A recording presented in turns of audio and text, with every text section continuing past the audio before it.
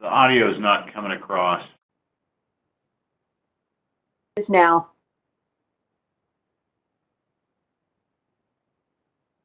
Maybe not.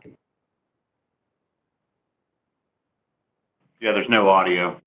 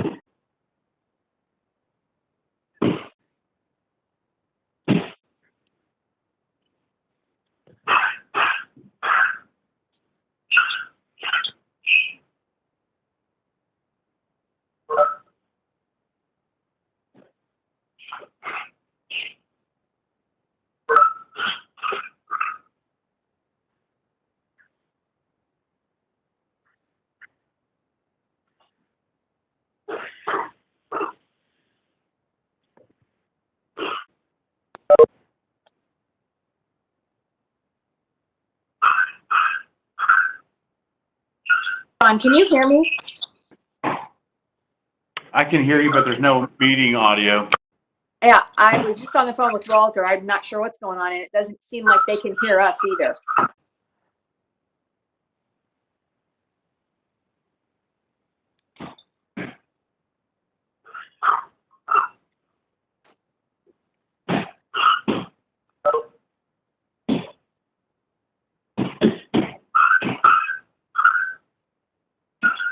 Can you hear me? I can hear you, but there's no meeting audio. Yeah, I was just on the phone with Walter. I'm not sure what's going on, and it doesn't seem like they can hear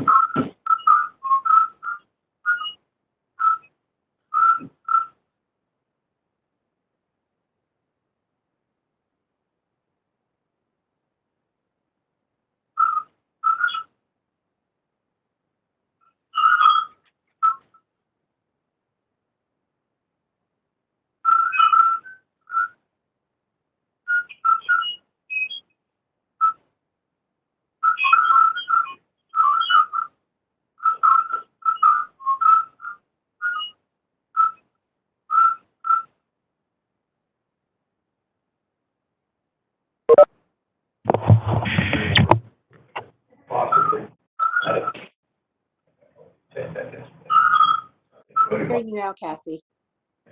Okay, go ahead. I believe we're back. We're talking discussion of item 5. No, I take that back. About item 6, health and safety department. Okay. Yeah, there's speculation it came from one of the credit reporting bureaus that was hacked. So, as far as we know, only one payment has gone out, and they were able to money back. We do know one employee did get a card.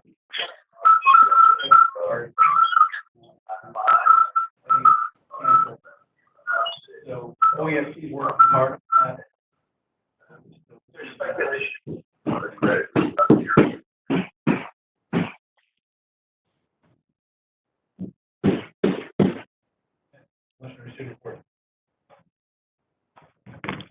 I have a motion and second. All of District 1? Yes. District 3? Yep. And District 2's aye.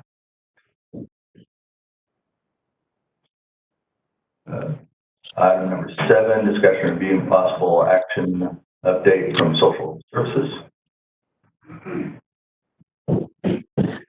Good morning.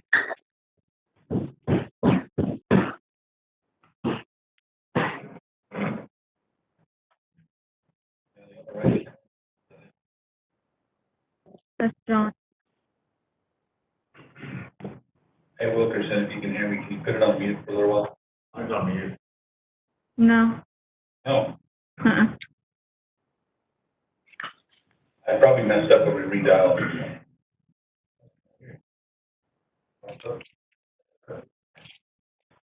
Christie, go ahead. Go ahead, please. I'll start with non-COVID. For the FYI for budget board meeting, transfer some funds, and that is for, we had talked about a handicapped accessible vehicle, and we had put it in our budget request for the coming year, but we are ending up where we can get a transfer of funds approved and be able to just go ahead and get it now out of next year's budget. So that's the first thing. Second is an update on ESG. Been working with Gretchen on that quite a bit, and I can give you kind of an idea of what it will look like. The main difference is that we will, for most of the things, will be actually contracting for service as opposed to doing the grant process. A lot of the work has been trying to identify specifically what are allowable activities that we can contract for through this. So that's what we've been working the most on the last few days, and I think we've about got it narrowed down. Waiting to get back on the last part of it, but we're very close to having that sorted out. And at that point, then we will look at everything that is allowable and sort out what things make sense to contract for. So many of our statutes are very ancient, so some of them don't make sense, but they're trying to get on the catalog, so we've at least had a handle on everything. So once we get all of that sorted out, we're working with Chantel on how to go about framing for her contract for services.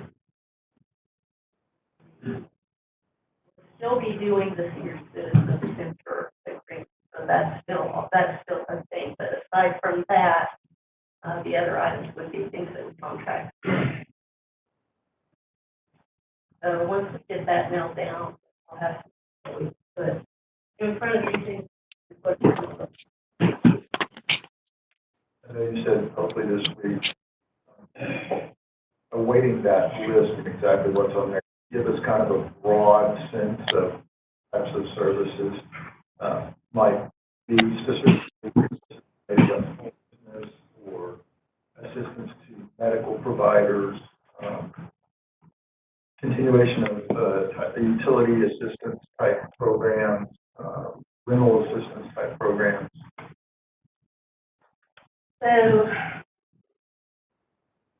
the primary things that I believe we're going to end up with, again, outside of agreements with businesses, I believe will be food, transportation, clothing, and shelter. Shelter. In a broad sense. Wait a minute.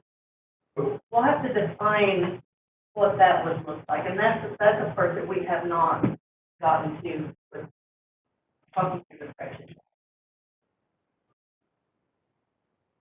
That's a piece that like. So is it a fairly, would I be wrong to assume that the statutory authority to deal broadly with indigent has been narrowed?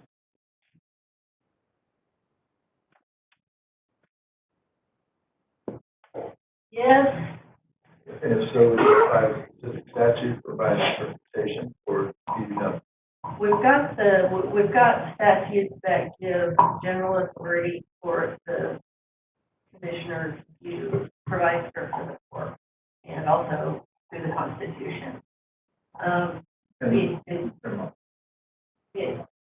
The interpretation is that take those and then you find things that are very specifically mentioned by statute as an allowable activity.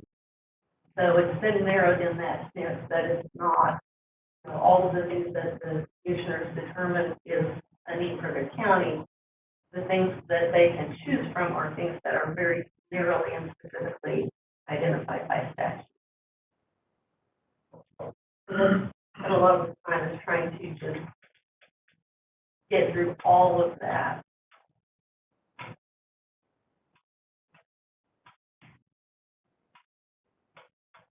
One thing, really the biggest change in terms of categories,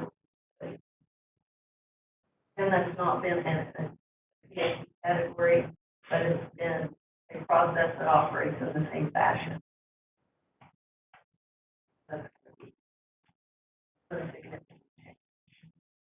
What in this process, what has been identified, if anything, that the county could undertake, perhaps in a more broad spectrum, as opposed to if we're doing agreements with other providers, that it's in a more limited fashion? Have you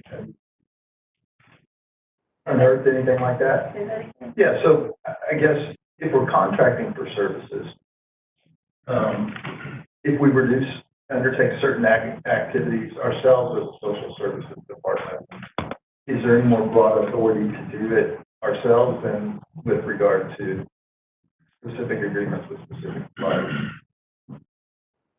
Oh, yes, I think I'm understanding you. And that's kind of what it came down to, is we have to first identify what are the things that we would have specific authority to do ourselves, and those are the things then that we have the authority to contract out. So no. So that we can't contract for something that we ourselves would not already have authority for. That has been my understanding. So Chantel's been doing a really great job on cranking out the bids and stuff before they go out, let us all see them. Can you follow that same suit? Before you do Yeah, send stuff out? I think once we get it all lined out, then I'm seeing it coming back to you all to look at it, and to be working with Chantel, and even for the contracted service categories, you still are going to need to, you and the board will still need to say, yes, this is what we want to do. And then in terms of what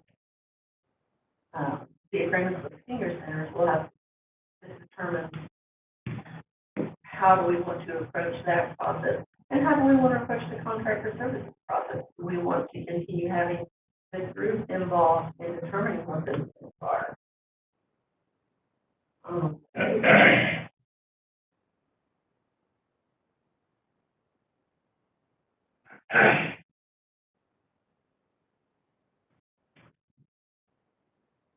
But we're gonna be working really closely with Chantel on building this because it's such a change that we want to make sure that we're staying within the lines and making sure that first procedures, because it's going to be different. Is there a statutory change to force us into this? No. No, It's just, it's an the interpretation. statutes haven't changed in a very long time. okay.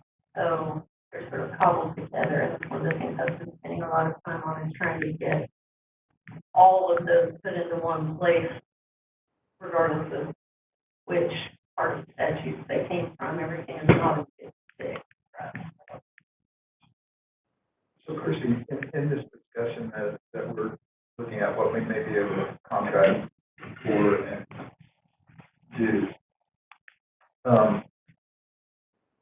indigent care facilities, has that been part of the analysis? Not for this purpose. Indigent care facilities goes back to where we had the county home. That is an enormous 24/7 undertaking. And we operated that for quite a while. But an issue has been that things that are shown under that only come into play if we're doing that. So, and this is not fair because if we can contract for certain things that you talked about earlier, certain things that we're allowed to do by law ourselves that we can contract for. I'm curious why, if we can have an indigent facility, we couldn't contract to provide for care of people who are in indigent facilities that are just proposed new benefits.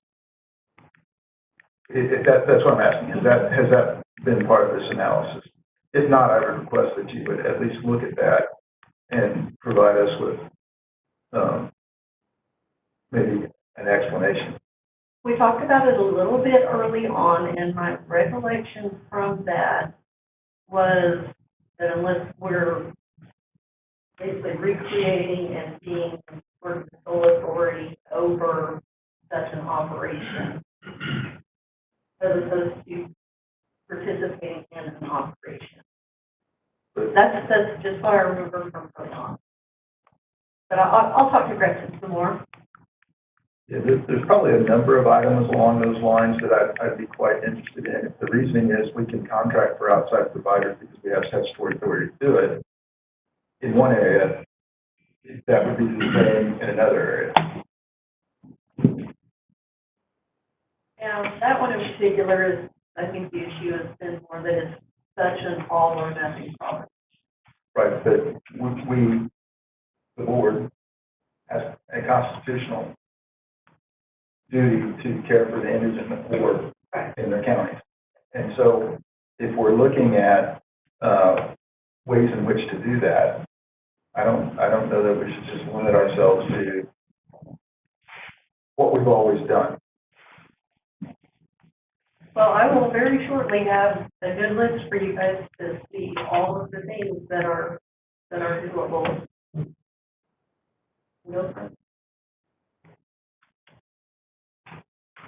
Looking forward to that list. I'm looking forward to seeing the direction Yeah, it's legal minds would like us to go. interesting, and like I said, some of it is very antiquated, but been there, so I like it all. Ready for the next thing? Sure.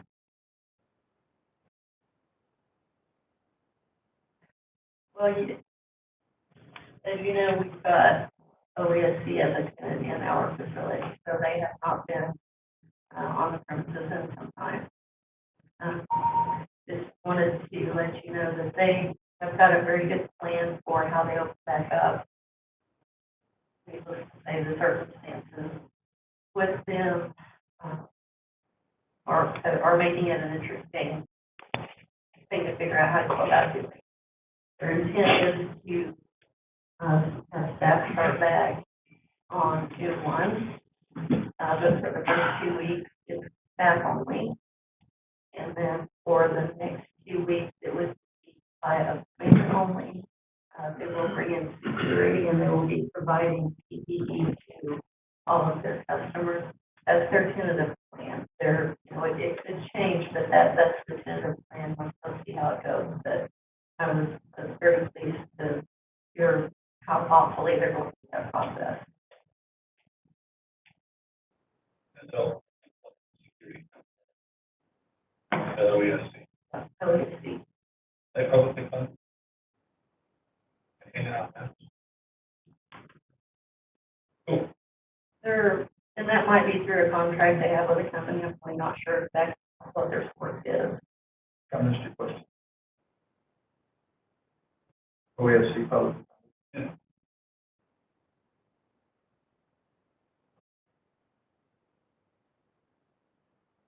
Right here.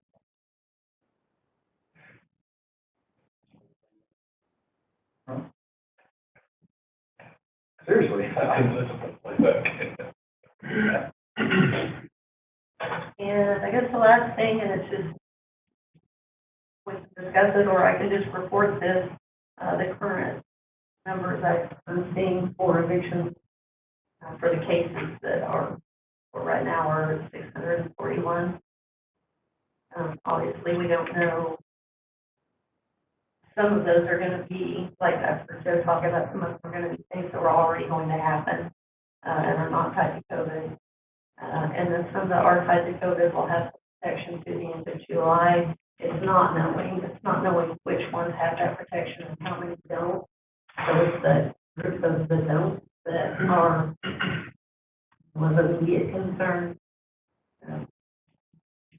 The homeless shelters and basically the system services are not prepared for a big onslaught at this time. They're just pretty serious right now.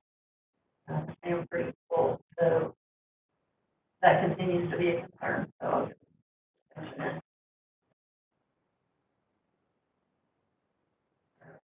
A lot of effort and activity related to how to offset that to the extent that it can be offset. I mean, obviously, not every single person going through that process is going to end up needing homeless shelter, but there's not a lot of capacity. From this, do we have a breakdown of what is COVID related? No, and that's the tough part, or at least if there is, I'm not aware of it, but that's the tough part, it's not knowing out of that 641. We kind of need 3 categories, and we don't know what's in what category or as numbers go, but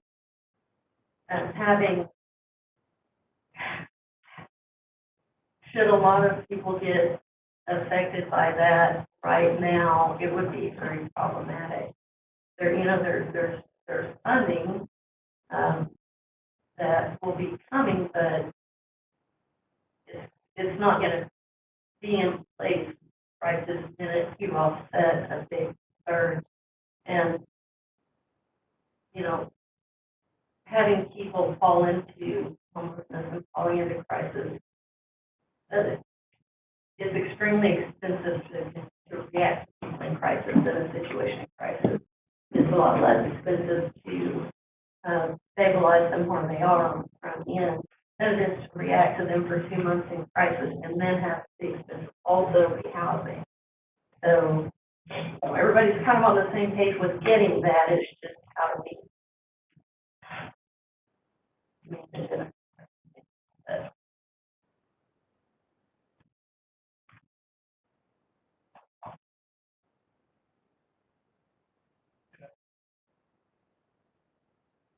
No? Motion to receive report. Christian, thank you.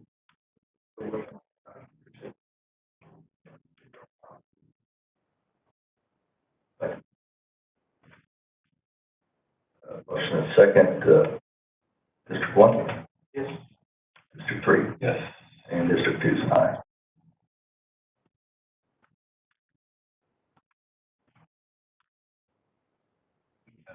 Invite me. So, Move that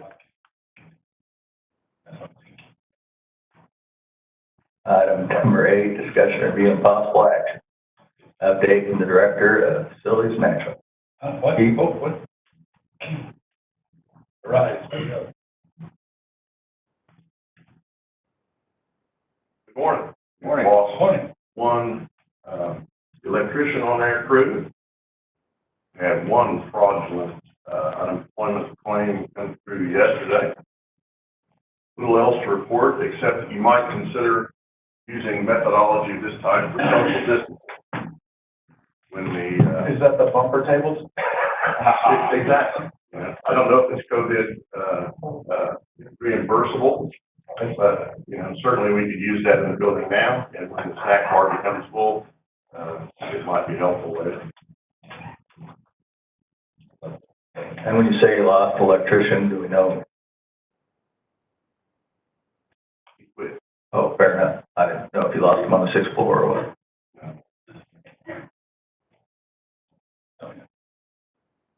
So you still have the funding for that, you're gonna put out to hire, Like I said, we're always trying to hire. all right.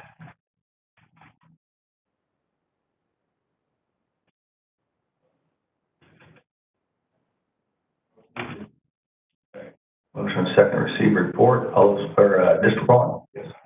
District 3? Yes. And District 2's an aye.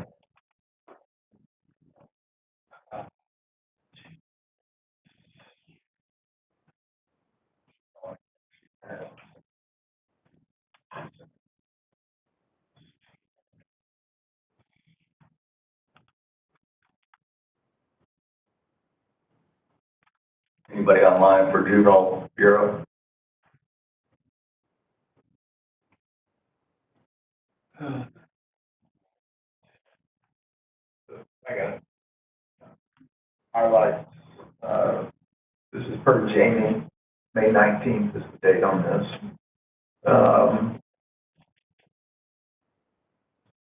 We will be expecting a contract from the state for 50 beds this upcoming year. Tulsa County, she notes, will be going from 55 to 40 beds as of May 18th. Per count, 31 total, 21 are YOs, 6 are OJA custody, 3 of them are also YOs, and 7 are county delinquent cases. Average population in April, 35, 100% OJA adjudicated 7, 85% 11, and youthful offenders 17. She has 4 vacant. Got 5 that are out for COVID-related quarantine. 1 out on extended leave. 54 over 64 officers are working. That is her report. Still here. In your office has been pretty involved in leading contractual basis of the JA.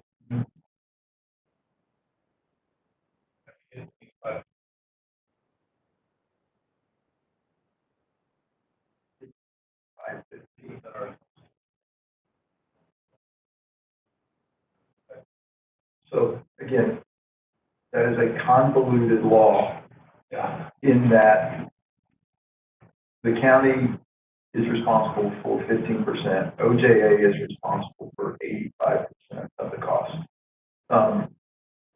The rub on that, as we've talked about, is the statute also recognizes the authority of OJA to determine what those daily rates are. Thus, the 85% is determined off of OJA's determination, which we know is vastly different than the daily rates when we have gone out and done studies of our own. So in that regard, there's some statutory cleanup that probably needs to occur. Now, the other issue, the post-adjudication issue, which I think OJA recognized the merits of some of our arguments there. And as you recall, we've seen a great number of reduction of those kids that are are being held at the facility post adjudication. That argument is similar to the argument that was made in the Bryan County case in the adult side of the correction system. In that once they've been adjudicated and are in state custody, that the state is 100% responsible. There's no movement as of yet on that either. That's similarly, the Bryan County case, you have seen county. Statutorily, there's a fee set. Is there a statutorily set fee? Not OJ. not in the specific, as in like the adult side where it's 2753 or whatever. The statutorily set fee is through the 8515 Right. language, as well as that language that allows OJA to determine the daily rate. And the way they do that is they break it down by size of the facility. They're thinking that the larger the facility, the cheaper it is to operate. So those facilities' daily rates are lower than, say, an 8 to 10 bed facility when you look at the scale.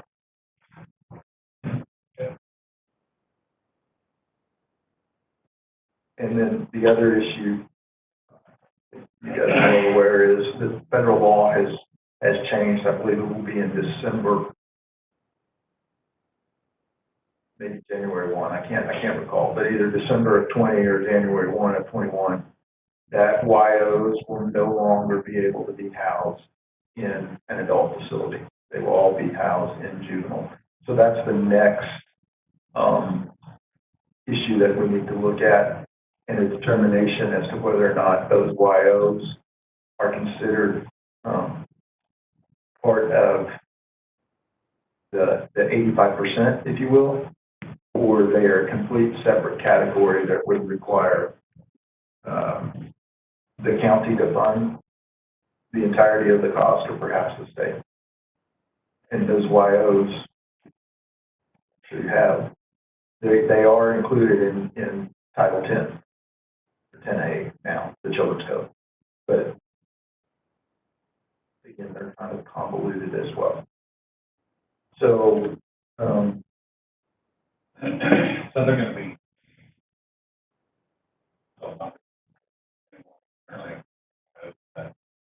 Expect that.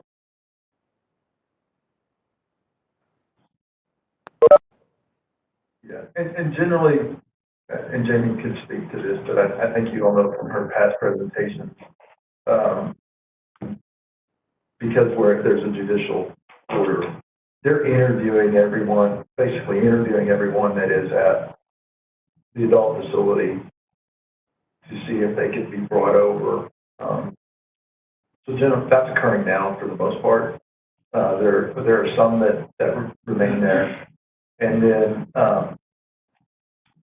there's some latitude, I think, within the current order that allows for the juvenile bureau to return those individuals back to the county jail if they become a problem currently, today, as we said. But like this year, early next year, that will go away. So there's some thought as to what probably needs to occur, but sometimes when you ask certain questions, you get answers that you might not want, so you look for other avenues.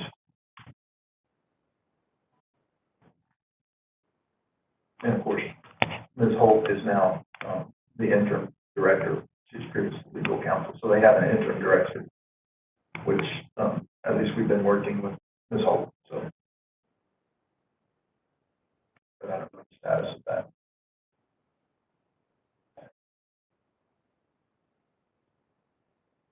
Pretty much know everything I know.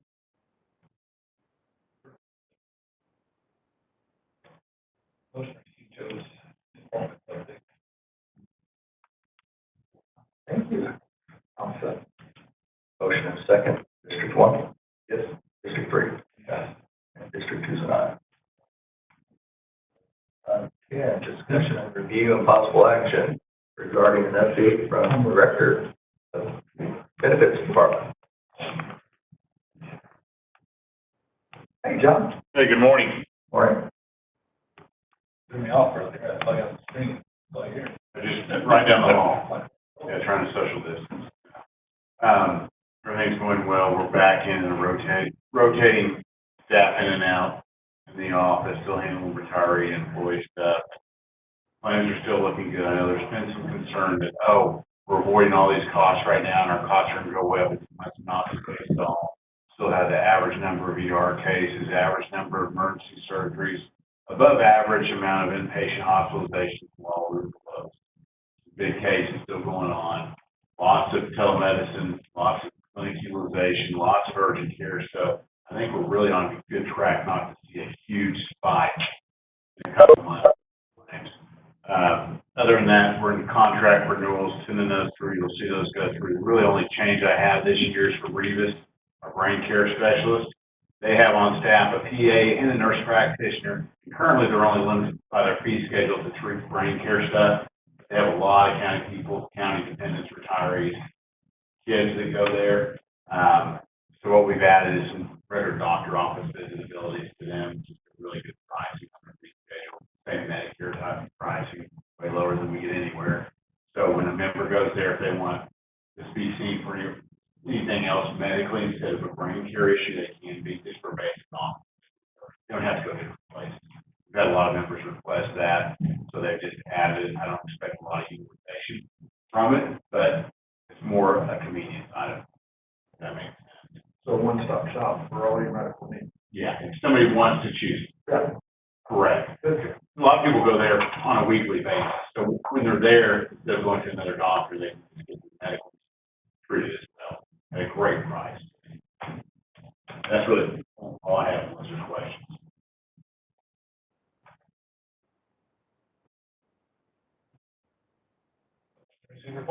Second. Thank you.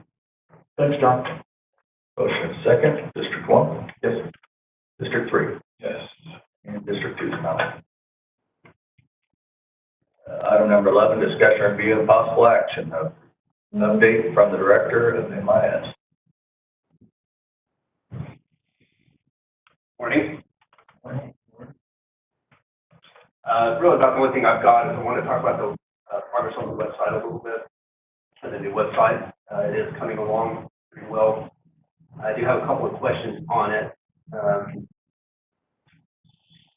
Everything that's going on, we're getting to a point now where we're going to need to start talking to departments and offices and see what they like, what they don't like, or for changes that they just completely don't like the design or whatever.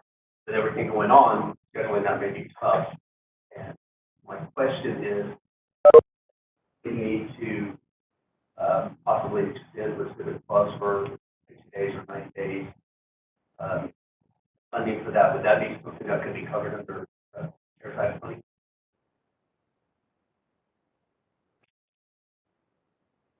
That's probably a key question.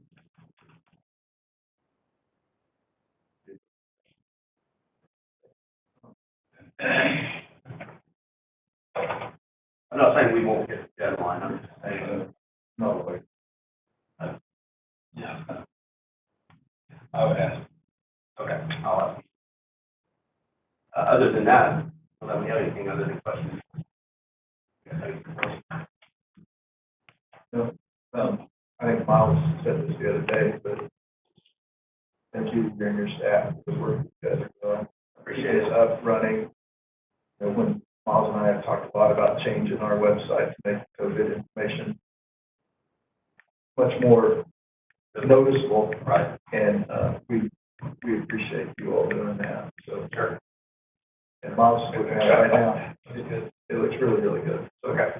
Thank you very much. thank you. All right.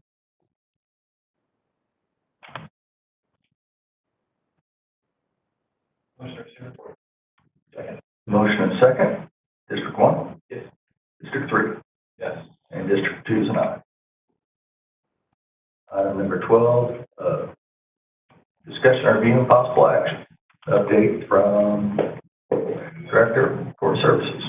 Good morning. Hello. Good afternoon. Real quick before I start on some numbers. I know you already know this, but I'll reiterate again that we are open. We've always been open. In essence, business as usual. We haven't slowed down. There's been no interruption in services, no interruption in GPS services. Everything's been almost functioning as they should be in normal. So with that, let's look at April. April releases, we had 107. Denials, we had 35. Total on the caseload throughout that month, 690. Can you, Grant, kind of put that in perspective? There's several others loosely related to pre-trial release programs. Put that 690 in perspective as to caseload maybe perhaps those groups are carrying. Say one more time. There are other entities that provide some pre-trial services.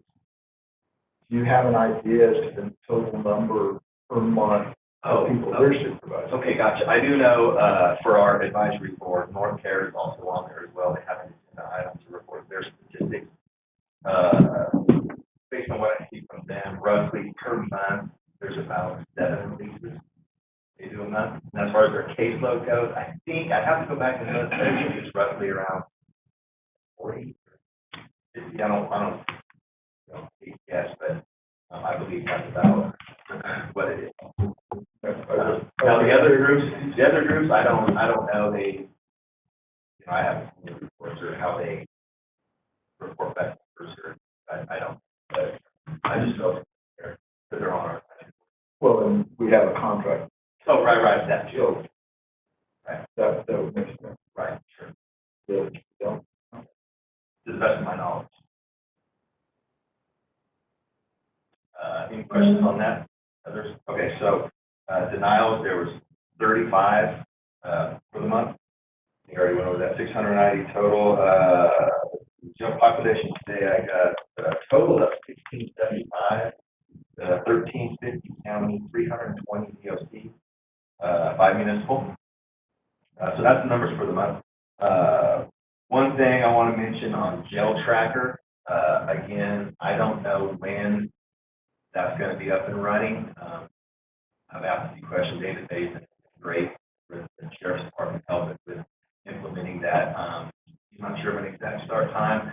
I'm in contact with Richard with Jail Tracker on a continuous basis, just with the implementation and when that will start. He's not sure either. With him, I've had a lot of phone conversations. We've had online demos. And I know I've explained all this before, but it appears as though Jail Tracker itself will be able to do 2 things for us. One, obviously, it replaces these, right? We have to have these to do our job to locate those folks in jail. 2, if it goes as planned, like I've mentioned, it will be able to be our case management system. It will be able to do everything we need as far as putting in internal notes,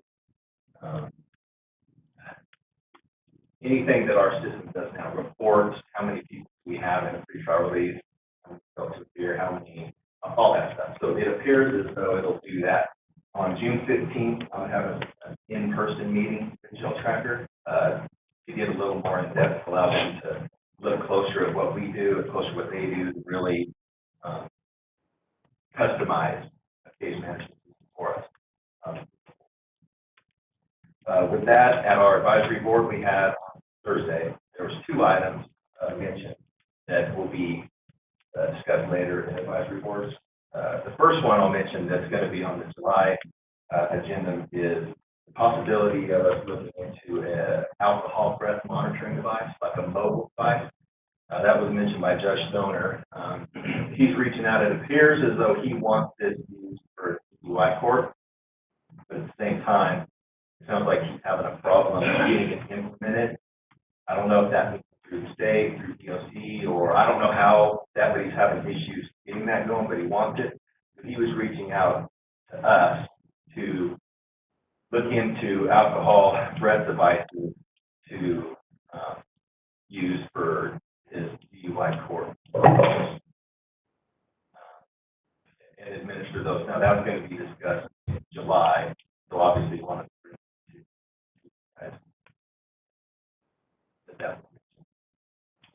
the next thing is, as you know, Friday there's going to be a special court services advisory board. that's to look at the possibilities of a new database. The discussion was kind of centered around the possibilities of CARES Act money used to purchase or used to implement a new database for us. Judge Stoner sent over some information on a group called Connexus Cloud, I believe it is, that apparently Drug Court Lab uses as their monitoring system, and comments also arose as far as jail tracker. There's so they wanted that board as well as myself to look into other systems as far as the possibility of as our new database and there is money for it, which Cody, I'll be meeting. Confirm. So all of these discussions, whether it's jail tracker or this now new possible CARES funded service, are we taking care to make sure that it sits on top of the things that we're currently utilizing and that we're not going to have issues with implementation in terms of data conversion, extra costs of that nature? This system that I guess you're going to talk about on Friday, what interaction, if any, would there be with the new Carpel systems? I know Jail Tracker and Carpel talk to each other, if I remember that whole process correctly. So who's kind of spearheading this effort to make sure that there's connectivity and these things talk to each other properly and that the expenses don't get out of control? Well, I'm glad you mentioned that, because that was my first thought, which is why I mentioned if I just put about Jail Tracker, and then we're this close to, assuming that's going to be implemented, right? We're this close to taking it on. And as far as us using it, from what I've been told, there's no additional cost. We're a part of that contract or whatever that by implementing it, we would have access to it, be able to utilize it any cash that we need. So as far as any additional costs that would be there, like you mentioned, it all talks to each other. Furthermore, as far as data conversion and saving that data, and that's the IT guys, it's not, but it appears as though if that's a system that on track, that data will be there. It'll always be there. You can't just turn off the switch and say, yeah, no longer, this doesn't exist. It goes away. I mean, it feels like with Jail Tracker, like it was with Aegis, whatever was before that, but it's a county family group system that is there, will always be there, and it can't be taken away. So is it contemplated that the county would be the owner of, I mean, we own Jail Tracker, Right. so is it contemplated that the county would be the owner of the new system as well? It never got that far. It was brought up that in the past, it was brought up that I know Mr. Cardivano has mentioned. He looked into some other databases for us, and it kind of. What does he do for Oklahoma County? Right, he does. And that was brought up a few times, so that was mentioned, and possibility of getting something started as quick as quick. Well, at the same time, Jail Tracker's right there, and that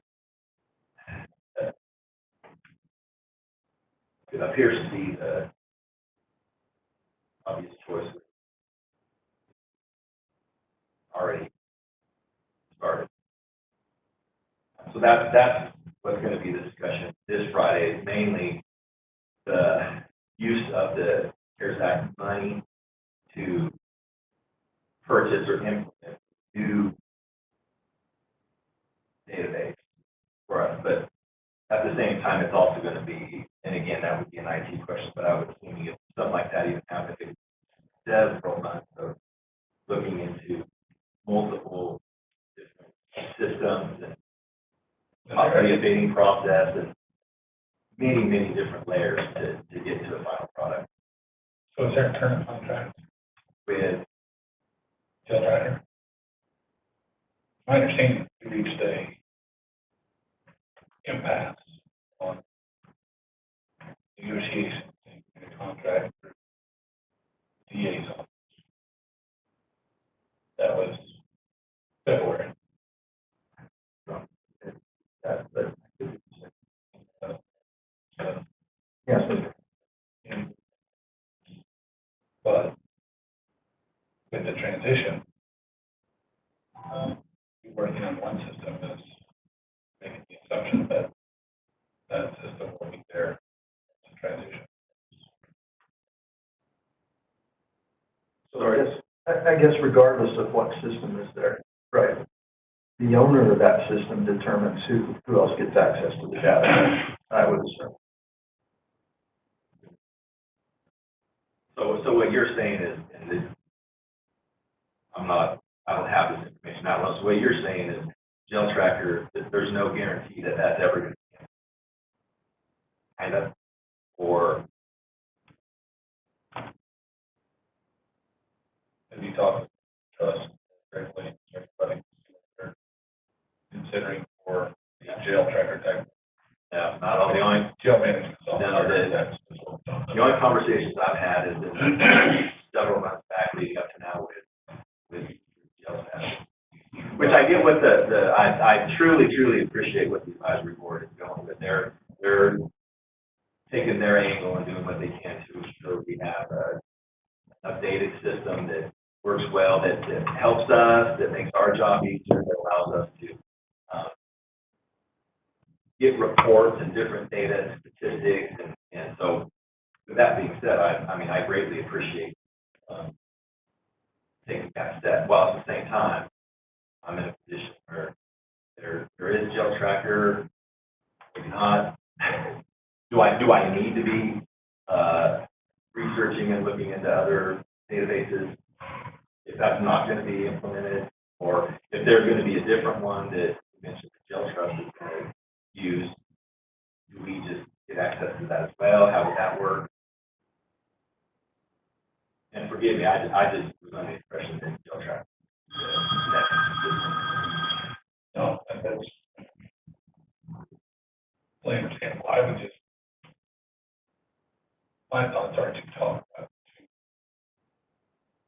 current and future stakeholders and see what their thoughts, direction. For a new system. Yeah. Gotcha. Everybody has their own jail management software that offers. So there's, the way I understand it, the trust is currently going through the selection process of items. Jail management software, those types of things are usually bundled in with other items that they're looking to, whether they're getting bids on. Each vendor has their own separate jail management software, like Jail Tracker is telling, which is what we currently have. And there's others that are done by other providers.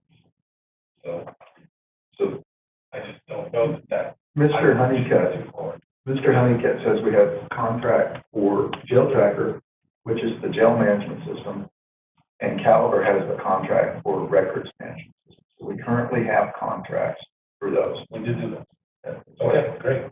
And to your point, Miles, if the trust goes in a different direction, it's probably good advice not only for Grant to be aware that the trust is going to go in another direction, but also for the PD and the DA, because they specifically bought case management systems that coordinate with those.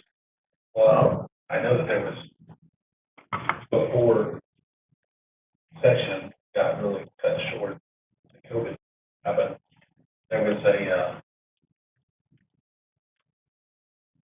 discussion about individuals standardizing software that we use. And it was all supposed to closely emulate what the district attorney did, if not that exact.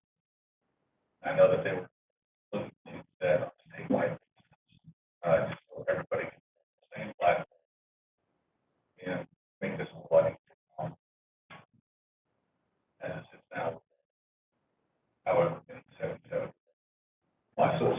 2/3 of the way there, right? We have a jail and a DA and a PD, that side that works, Grant gets on, then everything works together, which is standardized. For this county. Fair enough. Yep. It's all. So. I would say keep moving forward with what you're doing, but I would also talk to to see if they make changes. And I can some pretty clear direction. So.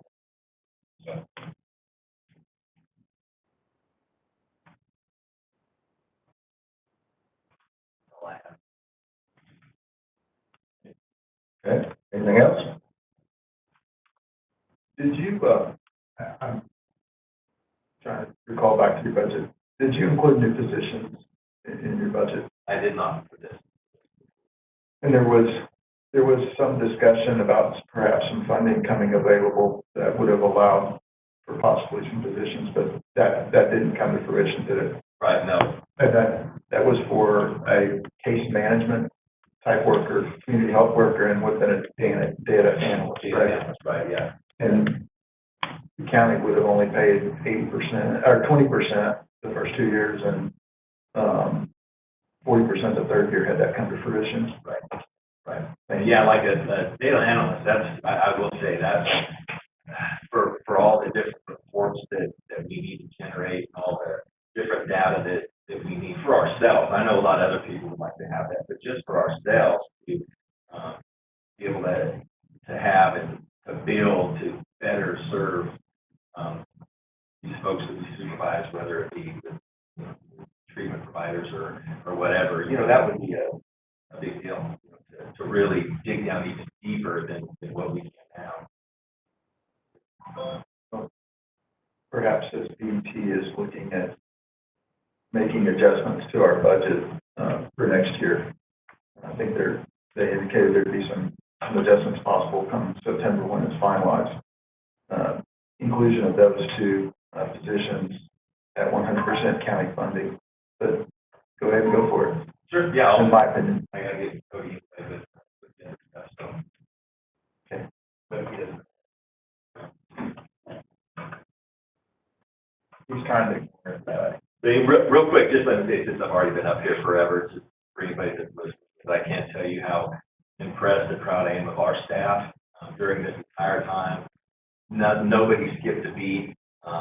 Nothing's been slowed down. They have showed up to work every day with different circumstances, and morale is higher than it's ever been. Everybody's happy. Everybody's really working hard and doing a really good job, and I can't tell you how impressed I am with what happened the last 2 months or however long. So did you send a remote and telework better or just that's what? Well, the upfront part, as far as doing interviews, we're doing that right virtually, so that's worked out great. Doing that virtual. Great with the interviews with the folks in jail. So we're able to do that in the office, and the jail staff pulls our people to the room, and we're able to do video interviews with them, and that's worked out fantastic.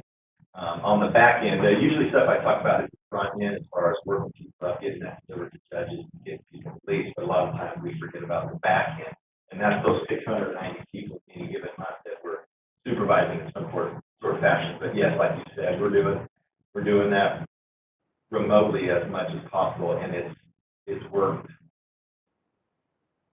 just as fine as it has before. And if anything, to benefit the defendants, instead of someone driving in for 45 minutes, an hour, to pay for parking, to run up, to do a quick case management meeting. Yep, everything's fine. Still got my job. Everything's functioning well. Okay, see you later. That this definitely benefits those folks that are able to, assuming they're working or going to school or whatever they have, with their families, they're able to do that, not come all the way up in that kind of money. So is this something that you tend to continue to do in the future? I would love to. As a matter of fact, last week or so, I've been looking into Rico talked about this management software, but another, through our GPS vendor, which is Attentive, they also have a system where not putting in information like a jail tracker, but just simply be able to handle case management meetings. You can send court reminders, you know, weekly, the day before, the week before, constant, all that stuff. However, looking into that more in depth, I don't believe it's cost effective how we're doing it now. There may be another system out there that money wise is much, much affordable and provides what we need. However, at this point, such as free would be fantastic. But at least I'm looking into it. See what's out there. The lady on the back row actually been in touch with a vendor that could do that exact thing.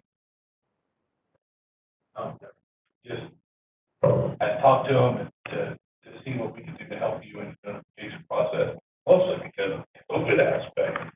And Judge Elliott expressing their concern about FDA's really increased Purchasing involved?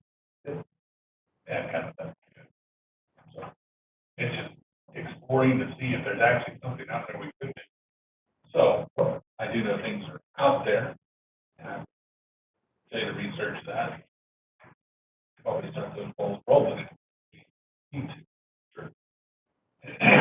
So But yes, that's all I want to add is. Please,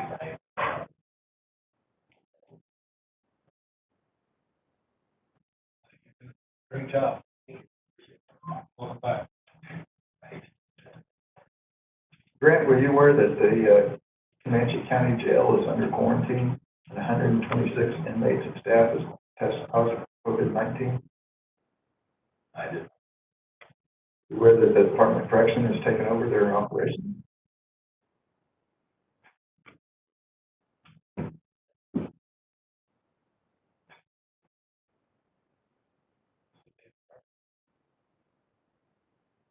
I heard that report this morning on the radio news. On May 18th.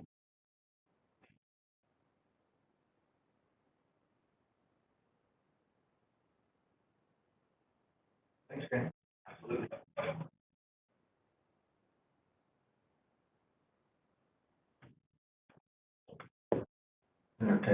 Entertain that motion to receive grants report. Motion to receive grants report. Second. Motion second. District 1? Yes. District 3? Yes. And District 2 is an aye. And at the time, anyone from engineering or planning, have they since joined us at all? Going once, going twice?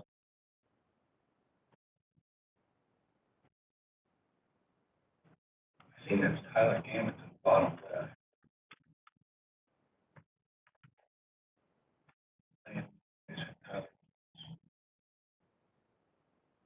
Yeah, that's Tyler. Tyler, did you have anything to report? Well, in the interest of time. Seeing none, I'll go to board comments. District 1. District 3. I just want to thank all of our departments, rapidly moving and responding to being able to work. I think we learned some great things. This exercise, I think that we should start, if this committee or others, start examining places and grants. Department being one of the shining examples of making giant leaps forward in technology and being able to do things. I think it creates efficiencies and things that we should certainly again, I just want to say thanks for everything. Anyway, our patience for working through this process.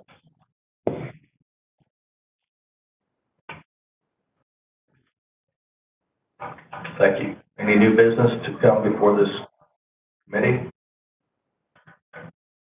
Seeing none.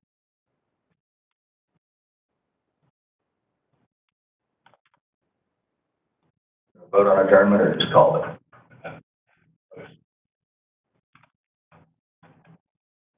I like hanging out with you guys. We'll be back together in 50 minutes. Does that count? Second then.